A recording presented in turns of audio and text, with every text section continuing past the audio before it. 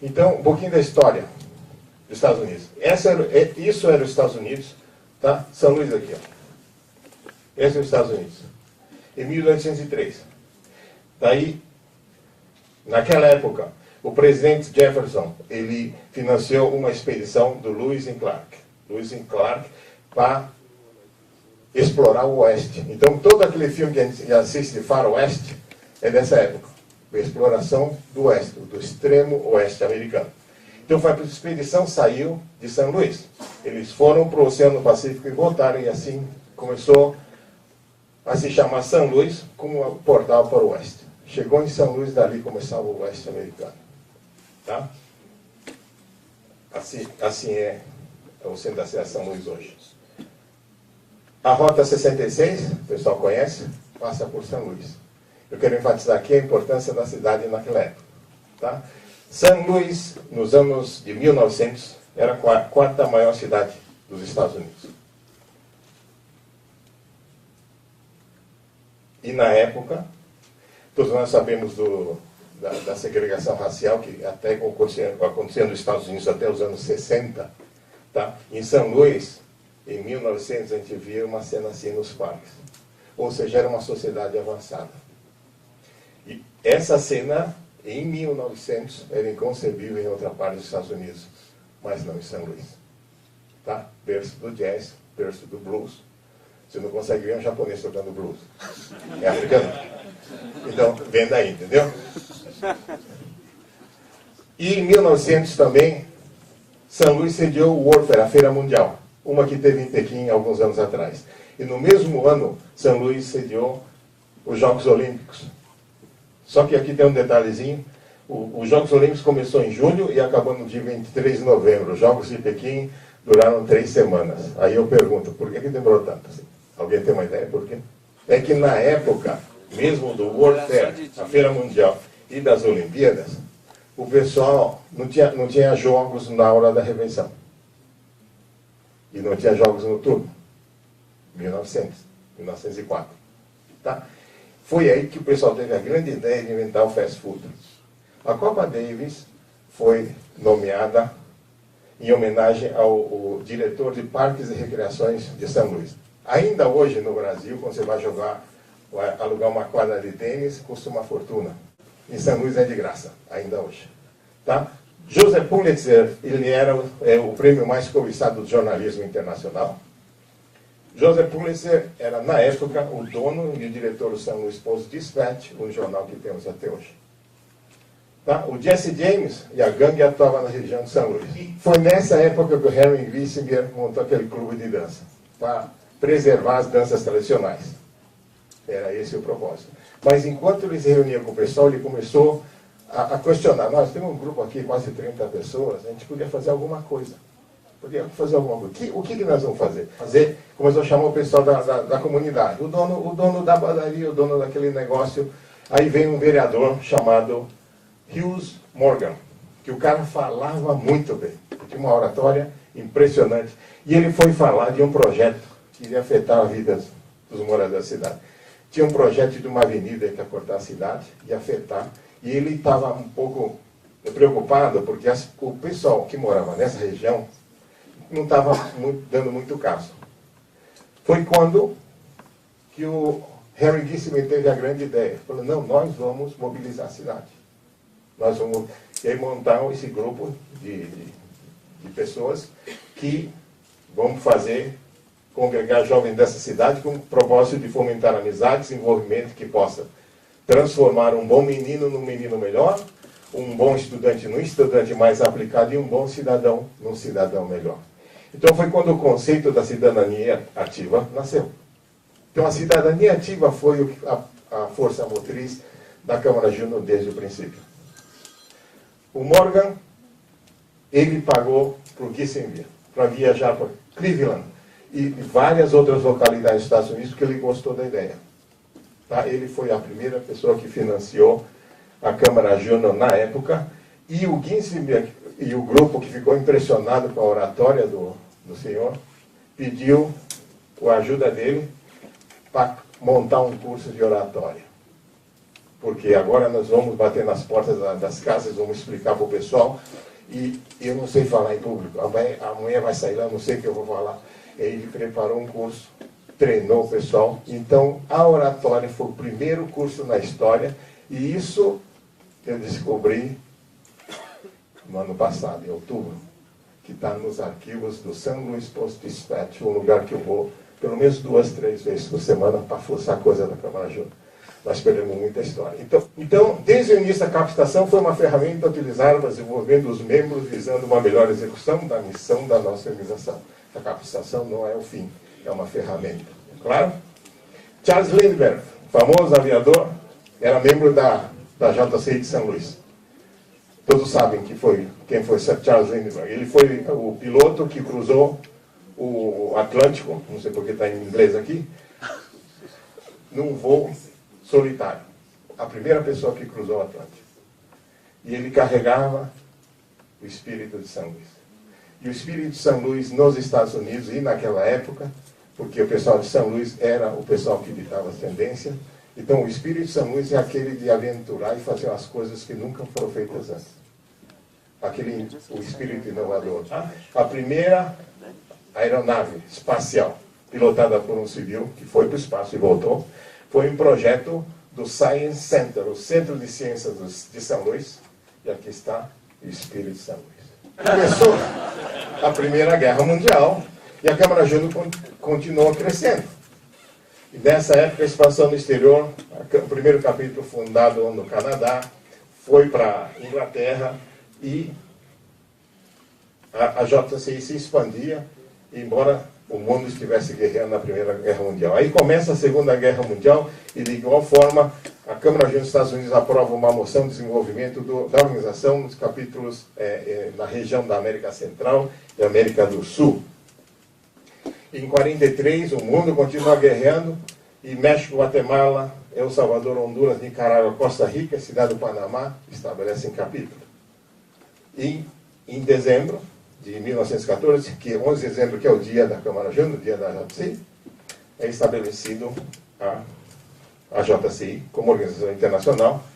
Primeiro o presidente Raul García Vidal, do México, e o mundo continuava guerreando. E a gente estava falando em paz mundial. Tá? Então, em 1947, um congresso no Texas, durante uma Assembleia Geral, foi o ano que o Brasil foi afiliado, aqui. O Brasil foi afiliado à JCI em 47. Então, na Assembleia Geral, havia uma discussão. O presidente da JCI Estados Unidos dizia que a gente tinha que discutir melhor a filosofia da Câmara Júnior com a Câmara de Comércio, porque estava havendo uma confusão. A maioria das pessoas considerava que a Câmara Júnior era parte da Câmara de Comércio. Mas ele enfatizou que nós não estamos interessados no negócio que gera lucro. Mas o nosso negócio é o desenvolvimento do teu país, do meu país, e a construção de um lugar melhor para todos nós vivermos. Esse é o nosso negócio. E quando foi fundada a sede, a JCI no México, Nelson Rockefeller, que é da família Rockefeller, que todos nós conhecemos em Nova York, a família dele apoiou a realização daquele evento. E o Nelson Rockefeller fazia parte da delegação dos Estados Unidos nesse evento. Naquela época, a guerra já tinha terminado e constituiu-se uma organização mundial que era as Nações Unidas. E vários países estavam licitando para construir a sede das Nações Unidas. Esse é um artigo que nós encontramos da revista Time, publicado no dia 23 de dezembro de 1946, onde dizia que o prefeito estava desesperado para manter a ONU em Nova York. E entrou em contato com membros do comitê de licitação, e o jovem Nelson Rockefeller, recém-regressando do México, Nelson imediatamente falou com o pai, e o pai tirou o talão de cheque. Na verdade, o que foi que a família Rockefeller era dona desses terrenos todos aqui. No plano original, a rua, essa 45, ela vinha até aqui, no rio Hudson, aqui também. Então, os quarteirões chegavam até essa East River. Então a proposta da família Rockefeller foi, a gente doa o terreno e a cidade de Nova York dá as ruas. Aí eles conseguem um terrenão aqui, que pode ser oferecido para as Nações Unidas. E assim, aqui está a sede das Nações Unidas, assim começou o relacionamento com a JCI e as Nações Unidas. Então, a nossa organização, a JCI é a única organização fora do sistema da ONU que tem o direito de usar, ou que utiliza isso. Então, a partir das Nações Unidas ia bem, muito obrigado, até que, num dado momento, a gente manteve a coisa só no papel, na coisa burocrática. Eu estava na sede mundial no dia 29 de setembro, quando recebemos essa carta da Hanifa Nezoui, que era a chefe da seção de ONGs na ONU. E na carta ela dizia que se a JCI não havia apresentado relatórios de atividade e que na própria reunião da seção do ECOSOC, do departamento do ECOSOC dentro da ONU, a JCI ia ser eliminada. E levei o caso para o secretário-geral da época, que era o Benny Ellerby, que ele também desconhecia. Na verdade, a gente não cuidava muito bem desse relacionamento. Eu pedi para tomar conta do caso. Aqui, dizendo que os relatórios de 4 em 4 anos, 94, 97, e que eu deveria entregar até o dia 15 de outubro, e a carta veio em setembro. Eu peguei o telefone com a cara mais dura do mundo, liguei para a mulher, me apresentei, que recebi a carta, falei, a JCI não tem apresentado já faz desde 94, deve ter algum engano. Eu acho que tem algum engano. Como assim? Nós mandamos. E a mulher não acreditou. Nem eu. Tenho certeza que nós mandamos. E eles retiraram da pauta, consegui isso, fizemos uma reunião dos funcionários da JCI na época, assistente, todo mundo, o zelador, então todo mundo nada. Vamos montar esse negócio aqui. Fizemos um calhamaço de relatórios, botamos em caixa, pegamos o endereço, confere e tal, não sei o quê, e mandamos. Recebeu, está aqui, tudo beleza. Eles não consideraram a JCI, receberam o relatório, a JCI saiu de pauta. Aí vem o questionamento. Tá bom assim? Nós temos que fazer alguma coisa.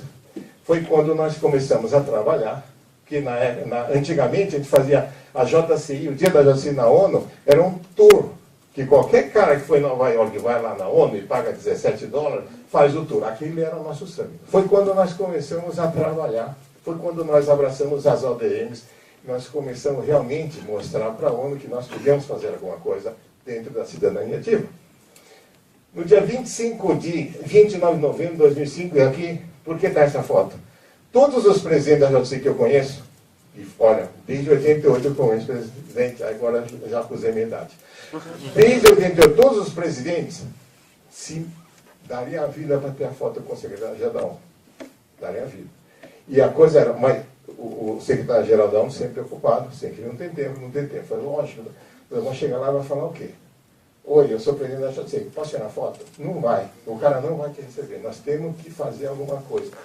Em 2004, nós adotamos as ODMs, no summit da JCI. Em 2005, nós tínhamos, todos os países tinham pelo menos um projeto alinhado com as ODMs.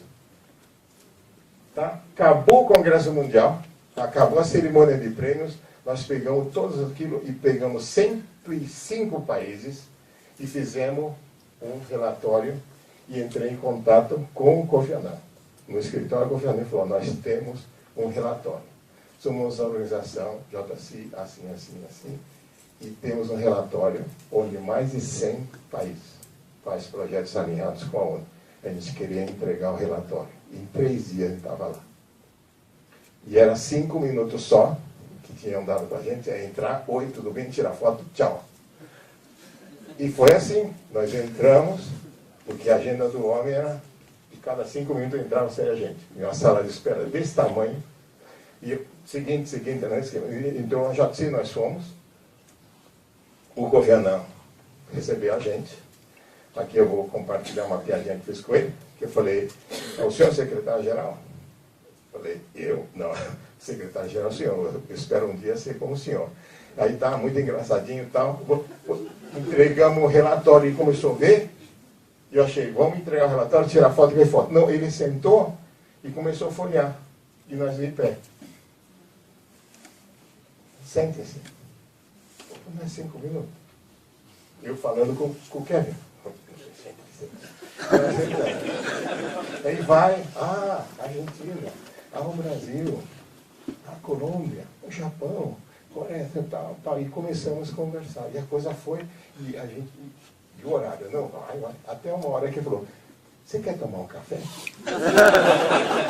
Aí eu cheguei, falei com o Kofi Annan, isso é uma coisa muito...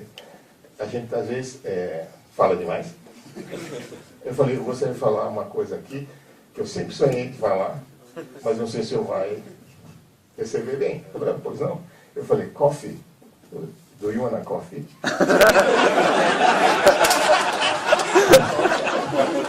E o Kofi Annan deu risada. Isso é muito engraçadinho. Ele falou, imagino que muita gente falou isso, né? Eu falei, mas nunca aqui nessa sala.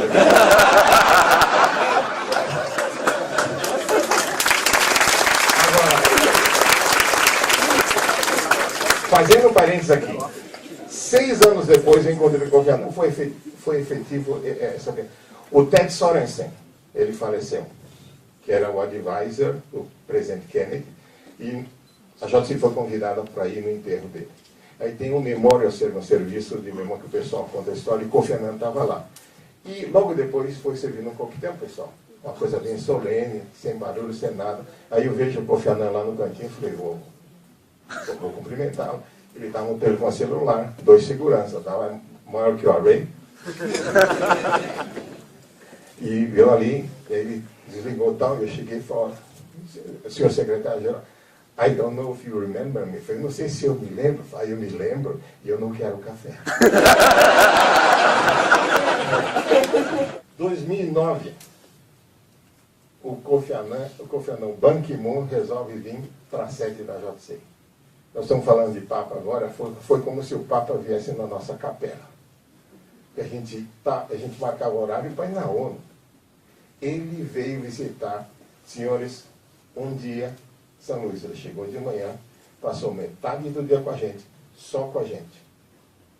E a outra metade foi uma palestra que deu na Universidade de Missouri, em São Luís, para 5.000 pessoas. E aí nós renovamos o compromisso com as ODMs.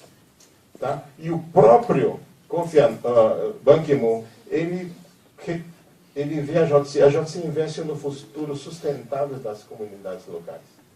Nós trabalhamos não só com a ODM, mas a Fundação da ONU, com o nosso irmão NET, nós temos com o Pacto Global, temos parcerias inúmeras.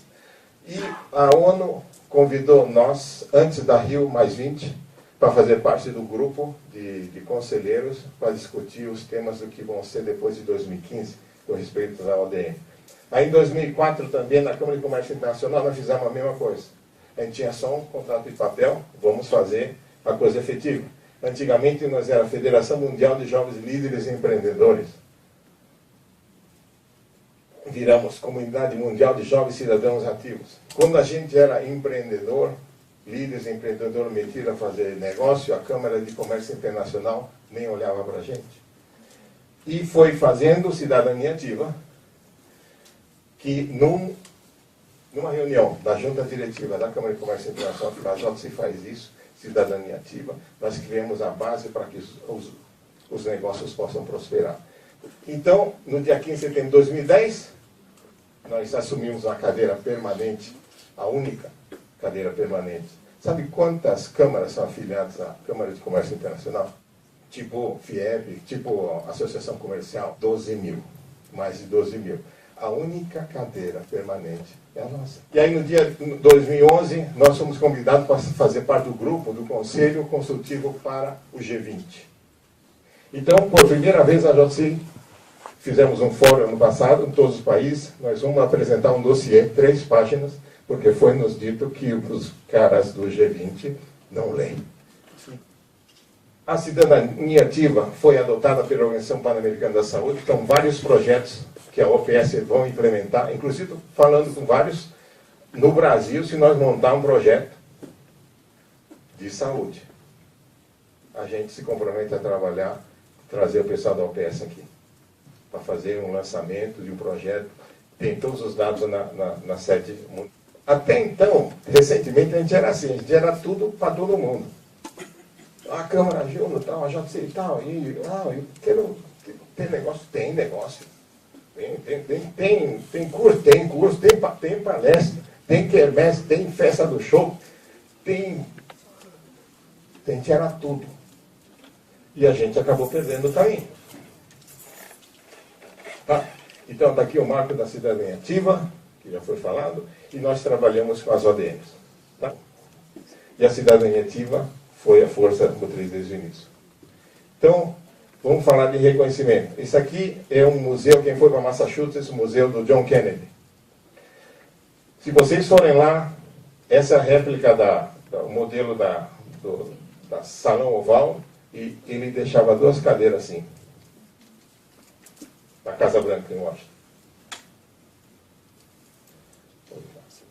E as 2 cadeiras significavam as 2 instituições que foram fundamentais para a formação de líder do presidente John Kennedy. Ele foi membro da JCA em Massachusetts. Uma cadeira, que é essa daí, tinha um logotipo da Universidade de Harvard. E a outra cadeira é o logo antigo, era o logo da Câmara Júnior. Então foram as 2 instituições que o John Kennedy considerava como fundamentais para a sua formação. Tá? Aqui está ele recebendo a cadeira quando foi eleito, passado membro da JCI, Massachusetts. Uma outra coisa, o debate presidencial no Japão. 2006. 3 candidatos finalistas para o cargo de primeiro-ministro.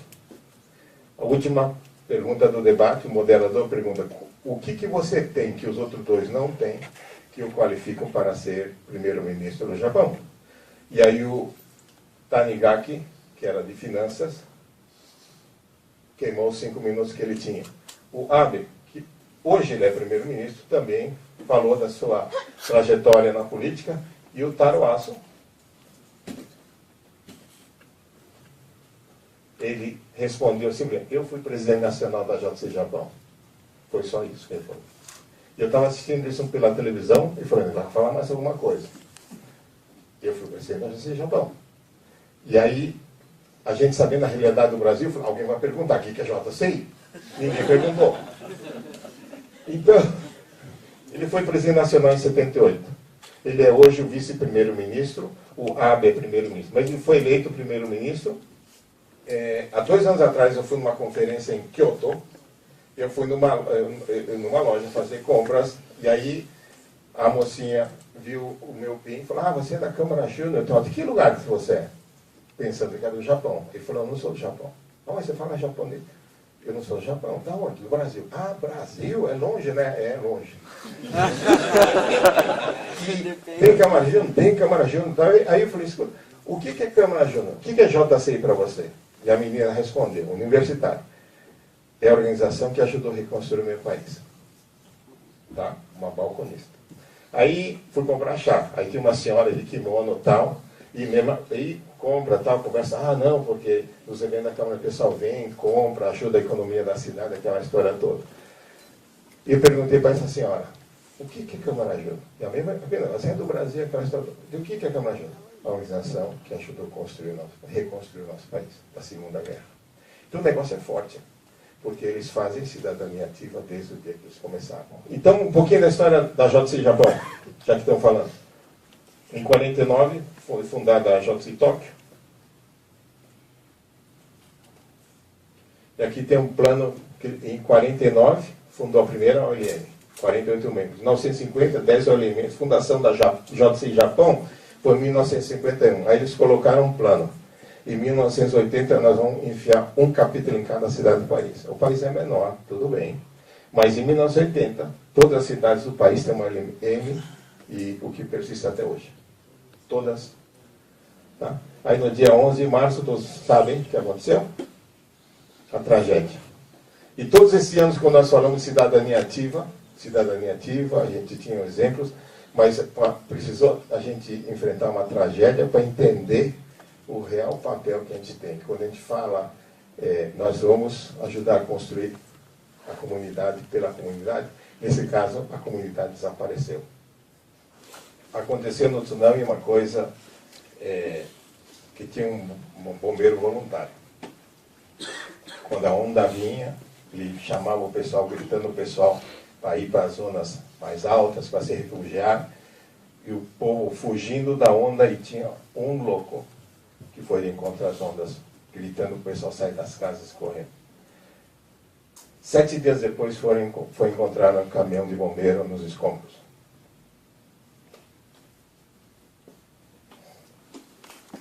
Está saindo o suor do olho. Foi presidente da Josei Abuku. E ele serviu de inspiração para os membros do Japão na época, que trabalharam aí, continuam trabalhando lá. Estou suando no olho. O japonês é diferente.